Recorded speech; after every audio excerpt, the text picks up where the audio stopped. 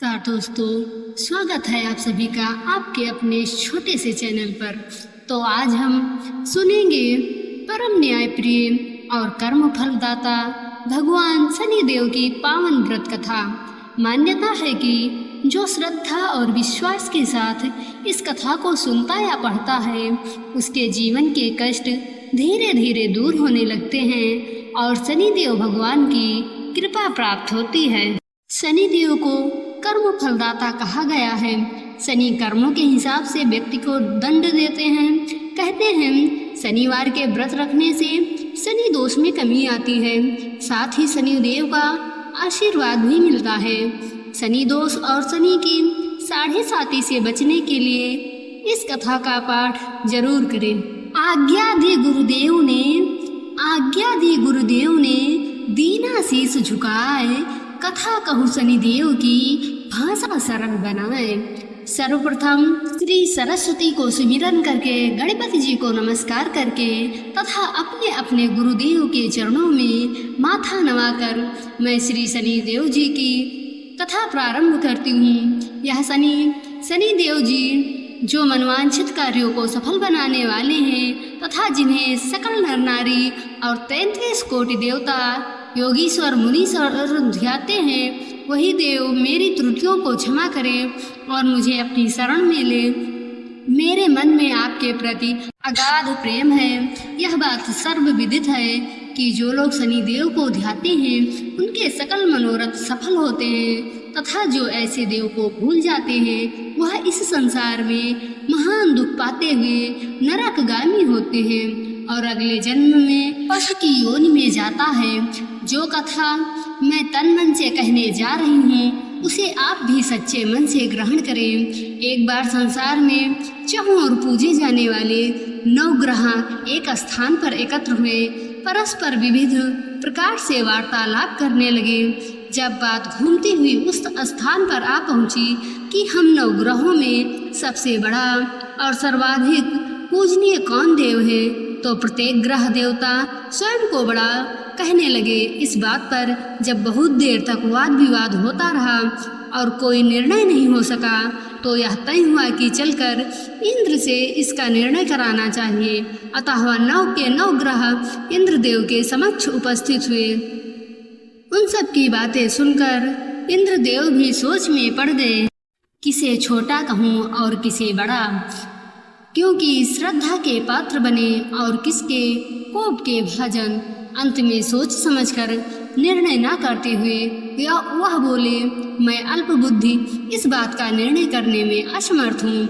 मुझे तो आप सभी बड़े नजर आते हैं और मैं सभी का आदर सम्मान समभाव से करता हूँ। इस प्रकार 9 ग्रह संतुष्ट नहीं हुए और हठ करने लगे कि इसका निर्णय आपको अवश्य करना चाहिए।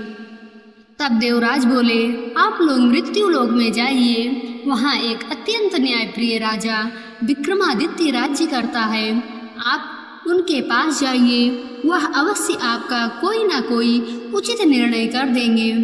इंद्र से निराश होकर 9 ग्रह मृत्यु लोक में जाने को तत्पर हो गए। देवराज इंद्र ने जब उन्हें वहाँ जाते देखा तो प्रसन्न होकर चैन की सांस ली। इस धर्म संकट से निकलना उनके लिए सचमुच कितना दुश्वार था, पर अपनी चतुराई से अपने ऊपर आई संकट को राजा विक्रमादित्य पर टाल दिया। उज्जैन नगरी की उन दिनों सारे ही भारत में एक धाक थी। एक तो वहाँ राजा विक्रमादित्य के दरबार में बड़े बड़े ज्ञानवान लोगों का सम्मेलन होता रहता था, दूसरे उस न्यायप्रिय राजा के न्याय से उज्जैन नगरी का सारे भारत में डंका बजता था। स्वर्ग में जब 9 ग्रहों का निर्णय न हो पाया तो वह अपने अपने विमानों पर आरूढ़ हो मृत्यु लोक में आ पहुँचे। ठीक उस समय जब राजा विक्रमादित्य का दरबार ठसाठस भरा हुआ था, तब 9 ग्रह वहाँ जा पहुँचे। 9 ग्रहों को इकट्ठे देखकर विक्रमादित्य अपने सिंहासन से उठ खड़े हुए और सभी देवों को सम्मान पूर्वक आसन ग्रहण करने को कहा, किंतु राजा के इस सम्मान को किसी भी ग्रह देवता ने स्वीकार नहीं किया। तब विक्रमादित्य ने प्रश्नवाचक दृष्टि से उनकी ओर देखा तो बृहस्पति देव ने आगे बढ़कर दृढ़ स्वर में कहा, हे राजन, हम यहाँ पर तब तक आसन ग्रहण नहीं करेंगे जब तक कि आप हमारा यह निर्णय नहीं करेंगे कि हम लोगों में सबसे बड़ा कौन है। राजा अपने ऊपर आए इस धर्म संकट को देखकर पल भर को तो घबरा गया, परंतु शीघ्र ही उसने स्वयं को संभाल लिया। उसने अपने मन में एक युक्ति सोच ली। दरबार में छोटे छोटे आसनों की एक पंक्ति प्रवेश द्वार तक चली गई थी। राजा ने उन लोगों से कहा कि आप यहाँ पर आसन ग्रहण कीजिए और मैं सोचकर अभी अपना निर्णय करता हूँ। यह कहकर राजा अपने सिंहासन पर बैठ गया। सिंहासन के निकट ही जो आसन पड़ा था उस पर भागकर बृहस्पति देव जा बैठे। उनके अगले आसन पर सूर्य देव जा बैठे। सूर्य के निकट ही चंद्रमा और फिर इसी क्रम में बुध, मंगल, राहु, केतु इत्यादि ने भी अपना अपना आसन ग्रहण कर लिया। पंक्ति में 8वें थे भार्गव, किंतु उन्हें भी संतोष था कि उनके बाद शनिश्चर बैठेंगे, किंतु आसन प्रवेश द्वार के समीप होने के कारण और सबसे अंत में होने के कारण शनिदेव उस पर नहीं बैठे। राजा विक्रमादित्य ने सोचा था कि जो ग्रह उस अंतिम आसन पर बैठेगा वह उसी को विनय और दयाशील के आधार पर बड़ा कह देंगे, पर वहाँ तो बात ही दूसरी हो गई। शनिदेव अति क्रोधी और विकट स्वभाव के देवता हैं। जब वह नहीं बैठे तो 8 ग्रह खिलखिलाकर हंस पड़े। अपना इस प्रकार से अपमान होते देखकर शनिदेव की आंखें क्रोध से लाल हो गईं और भ्रुकुटी तन गई। क्रोध से कांपते हुए बोले, राजन, मुझसे बैर लेकर तुमने अच्छा नहीं किया। क्या समझकर तुमने मुझे इस प्रकार से अपमानित करना चाहा है और क्यों मुझे तले बिठाना चाहा है। चांद ग्रह का प्रभाव 2.25 दिन रहता है और सूर्य, शुक्र और बुध का प्रभाव केवल आधा मास, सोम और मंगल 2 मास और गुरु 13 मास, राहु और केतु 18 मास रहते हैं, जबकि मैं 7.5 वर्ष तक रहता हूँ। इसलिए हे राजन, अब तू सावधान हो जा। तूने जो मेरा अपमान किया, राजा के कुछ दिन तो आराम से बीते, लेकिन शीघ्र ही शनिदेव की कोप दृष्टि फिरी और राजा पर 7.5 आ गई। उन्हीं दिनों एक व्यापारी कुछ घोड़े बेचने के लिए उज्जैन नगरी में आया। सुंदर सुंदर घोड़े देखकर राजा जी का जी ललचा गया। राजा ने उन्हें खरीदने का आदेश दिया। घोड़ों में एक घोड़ा भंवर नाम का था। राजा उस पर चढ़कर देखने लगे। कुछ देर तक तो घोड़ा राजा को लिए वहीं घूमता रहा, लेकिन फिर सहसा भाग खड़ा हुआ। राजा को बड़ा अचंभा हुआ। घोड़ा एक भयानक जंगल में राजा को पटककर अंतर ध्यान हो गया। राजा के अकेला उस वीरान जंगल में भटकने लगा। शाम के समय जब उसे प्यास बहुत सताने लगी तो वह जोर जोर से चीखने लगा। उधर एक पगडंडी से ग्वाला अपने गांव को जा रहा था। वह राजा की आवाज़ सुनकर रुक गया। राजा उसके पास गया। ग्वाले ने उसकी व्यथा जानकर उसे निकट की नदी पर ले जाकर पानी पिलाया। पानी पीने के बाद राजा स्वस्थ हो गया और प्रसन्न होकर उसने ग्वाले को अपने हाथ की अंगूठी उतार कर दे दी और उससे कहा कि मैं उज्जैन का रहने वाला हूँ, यहाँ रास्ता भटक गया हूँ, तुम मुझे रास्ता दिखाओ। तब ग्वाला उसे अपने साथ गांव ले आया। वहाँ एक मिष्ठान की दुकान पर राजा ने मिठाई खाकर भूख मिटाई और दुकानदार को भी एक अंगूठी उतार कर दे दी। दुकानदार के पूछने पर उसने उससे भी यही कहा कि वह उज्जैन नगरी का रहने वाला है और उसका नाम बोना है। फिर वह दुकान के बंद होने तक वहीं बैठा दुकानदार से बातें करता रहा। उस दिन दुकानदार की बिक्री बहुत हो गई। उसने सोचा, यह भाग्यवान पुरुष है जो इसके आने से आज मेरी इतनी बिक्री हुई है। इसलिए रात होने पर वह उससे बोला कि वह उसके साथ उसके घर चले और उसके साथ ही भोजन भी करे। राजा मान गया। जब वह दोनों घर पर पहुँचे तो दुकानदार की पत्नी ने उनका बड़ा स्वागत सत्कार किया और अतिथि के लिए एक विशेष रूप से भोजन तैयार किया। भोजन करते समय एक अद्भुत घटना घटी। जहाँ राजा भोजन कर रहा था वहीं सामने की दीवार पर सोने का एक सतलड़ा चित्र था। सहसा ही वह हार टंगा हुआ था। उसके पीछे एक वहाँ से अदृश्य हो गया। दुकानदार के यहाँ एक बांदी थी। उसने जाकर घर की मालकिन से कहा वहाँ खूंटी पर हार नहीं है। जब बात दुकानदार तक पहुँची तो उसने राजा से पूछा।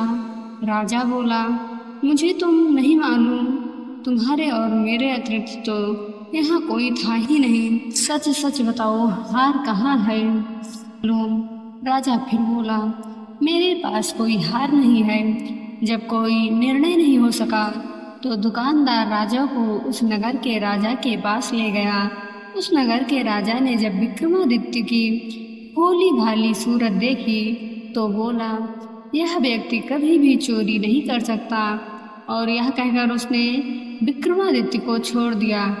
विक्रमादित्य जब उसे नगर में यूं ही इधर उधर घूम रहा था तब उस नगर के एक तेली ने उससे कहा कि वह उसके यहाँ काम कर ले तो उसे वह रहने को स्थान और खाने को सामग्री भी देगा। राजा मान गया और तेली उसे अपने घर ले आया। वहाँ सारा दिन राजा धाड़ी पर बैठा उसके बैलों को हाँकता रहता और तेली बाजार में तेल बेचाता। जब वर्षा ऋतु आई और मूसलाधार वर्षा होने लगी तब धाड़ी पर बैठे हुए विक्रमादित्य ने मौज में आकर ऊंचे ऊंचे स्वर में राग आलापना आरंभ कर दिया। निकट ही उस नगर के राजा का राजमहल था। वहाँ खिड़की में बैठी राजकुमारी ने जब राजा का मधुर स्वर में गीत सुना तो वह अपना दिल हार बैठी। उसने बांदी को पता करने के लिए भेजा। बांदी यहाँ राजा को गाते हुए देखकर लौटी तो राजकुमारी से बोली कि वहाँ पर तो कोई अति सुकुमार नवयुवक बैठा मस्ती में आंखें बंद किए गा रहा है। राजकुमारी ने सुना तो उसने अन्न जल का त्याग कर दिया। रात तक जब उसने कुछ नहीं खाया तो रानी ने आकर उसे समझाया, पर वह बोली कि वह तो उस गाने वाले से ही शादी करेगी। रानी ने जाकर राजा से कहा कि राजकुमारी एक तेली पर मोहित हो गई हैं और उससे विवाह रचाना चाहती हैं। राजा ने सुना तो बहुत क्रुद्ध हुए। उसने तेली के घर से विक्रमादित्य को बुलाया और उसके हाथ काटकर जंगल में फेंकवा दिए। यह बात जब राजकुमारी को पता चली तो वह और भी अपनी बात पर दृढ़ हो गई। बोली, मैंने तो अब उसी को वर लिया है, वह चाहे कैसा भी हो उसी से विवाह करूंगी। बेटी की हर देखकर लाचार हो राजा ने दोबारा विक्रमादित्य को नगर में बुलवाया और उससे राजकुमारी का मामूली ढंग से पाणी ग्रहण कराया और एक साधारण मकान में दोनों को बसा दिया। दोनों वहीं रहने लगे। एक दिन जब विक्रमादित्य सोया था तो स्वप्न में उसे शनिदेव नजर आए।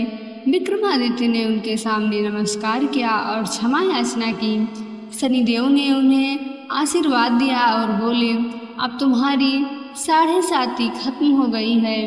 राजा बोला, मुझसे जो गलती हुई उसके लिए मुझे क्षमा कर दीजिए। शनिदेव ने मुस्कुराकर उसे आशीर्वाद दिया और राजा के दोनों बाजू दोबारा निकल आए। राजा ने अपनी पत्नी राजकुमारी को रात को जगाया नहीं। वह रात को उसके गले में अपनी बाहें डालकर सो गया। सुबह राजकुमारी की आँख खुली तो उसने अपनी गर्दन में बाहें पड़ी देखी तो वह चौंक कर उठ बैठी। लेकिन शीघ्र ही विक्रमादित्य ने जागकर उसको सब बातों से अवगत करा दिया।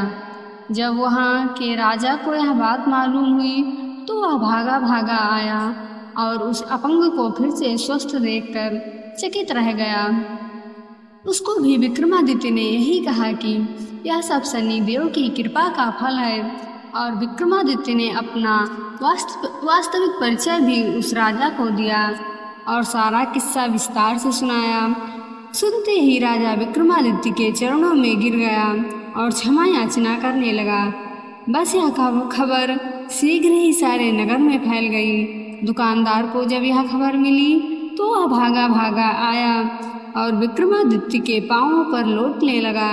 विक्रमादित्य ने उसे उठाकर आसन पर बिठाया और कहा, तुम घर जाकर उसी खूंटी पर देखो, हार टंगा होगा। और सच में ही दुकानदार ने देखा, हार टंगा पाया। राजा ने नौकरानियों के साथ लश्कर समेत विक्रमादित्य को विदा किया।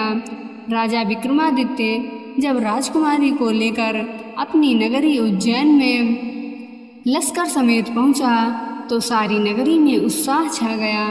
अपने राजमहल में प्रवेश करने से पूर्व विक्रमादित्य ने नवग्रहों की पूजा की और शनिदेव को सर्वोच्च स्थान दिया।